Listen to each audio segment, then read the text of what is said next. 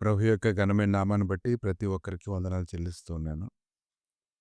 ఈ ఉదయకాలాన్ని యోహాను సువార్త 8వ అధ్యాయము 31, 32 వచనాలు. మీరు నా వాక్యమందు నిలిచిన వారైతే నిజముగా నాకు శిష్యులై ఉండి సత్యమును గ్రహించెదరు. అప్పుడు సత్యం మిమ్మల్ని స్వతంత్రులుగా చేయును.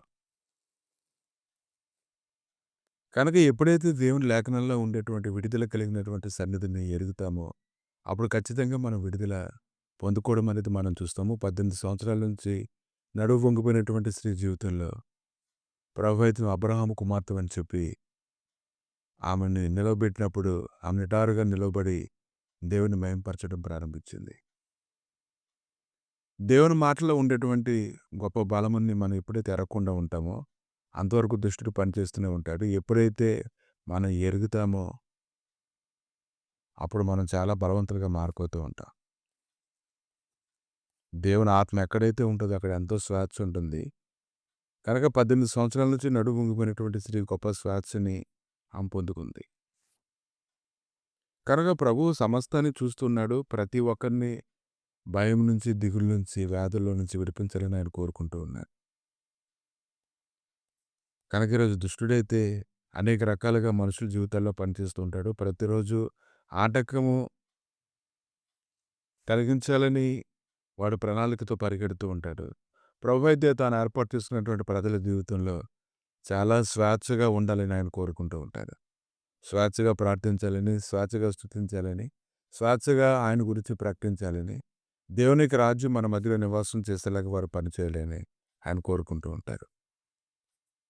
కనుక ఈ దినాన దేవుడి లేఖనాలు మనం స్పష్టంగా వినాలి.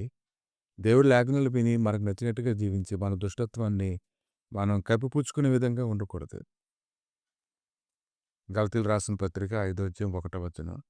ఈ స్వాతంత్రం అనుగ్రహించి క్రీస్తు మనల్ని స్వతంత్రులుగా చేసి ఉన్నారు కాబట్టి మీరు స్థిరముగా నిలిచి మరలా దాస్యముని కాడి కింద చిక్కుకొనకుడి. కనుక దేవుడు స్వాతంత్రం ఇస్తుంటే మన సొంత ఆలోచనలు బట్టి మనకు ఉద్దేశాన్ని దాన్ని కలిపి దాన్ని పులిసిన పిండిగా చేసి బలహీనతలకు మనం దాసులుగా ఉండాలని దేవుడు కోరుకోవడం లేదు. కానీ నీ పాదములు జారని సిద్ధపడినప్పటికీ నీ పాదాలు బలపరిచేటువంటి దేవుడిని బట్టి మరలా నువ్వు ఆయన యందు శ్రేష్టమైనటువంటి భక్తితో నువ్వు పరిగెత్తాలని ఆయన చెప్తూ ఉన్నారు. కనుక ఈరోజు స్వతంత్రులై ఉండి దుష్టత్వాన్ని కప్పిపెట్టి మీ స్వాతంత్రాన్ని దానికోసం వినియోగపరచకుండా దేవునికి సేవకులని మీరు ఎరిగి మీరు పరిగెత్తాలి. కనుక ఈరోజు మన సొంత లాభాలకి, మన సొంత ఉద్దేశాలకి, మరొక దేనికో ఈరోజు దేవుడిచ్చినటువంటి స్వేచ్ఛని మనం ఉపయోగించుకోవడం సాధ్యం. సామెతల గ్రంథం 27వ అధ్యాయం 11వ వచనం. నా కుమారుడా, జ్ఞానమును సంపాదించి నా హృదయమును సంతోషపరచుము. అప్పుడు నన్ను నిందించు వారితో నేను ధైర్యంగా మాట్లాడుతున్నాను.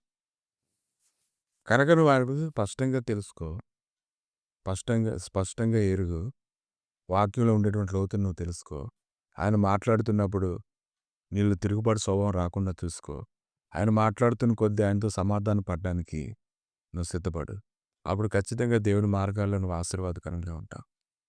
ప్రభువా, మీ దైవిక నష్టాలకి నాయన ఈ సమయంలో అప్పగించుకొని ప్రార్థన చేస్తుండగా నీ గొప్ప కృపా సన్నిధి సమాధానాన్ని తోడుగా ఉంచి నీ మాయంతో నీవు నడిపించమని, ప్రతిదిన కీడులో తప్పించమని, దేవాయదుకు నువ్వు అనుభవిస్తున్నటువంటి స్వేచ్ఛలో ఉండేటువంటి గొప్ప నెమ్మది ఎలా ఉంటుందో వారు తెలుసుకునేలా సహాయం దయచేసి మీరే నడిపించి మహిమగంతో ప్రభావాలు పొందమని యేసుక్రీస్తు నామములు అడిగి వేడుకుంటున్నాం తండ్రి. ఆమేన్.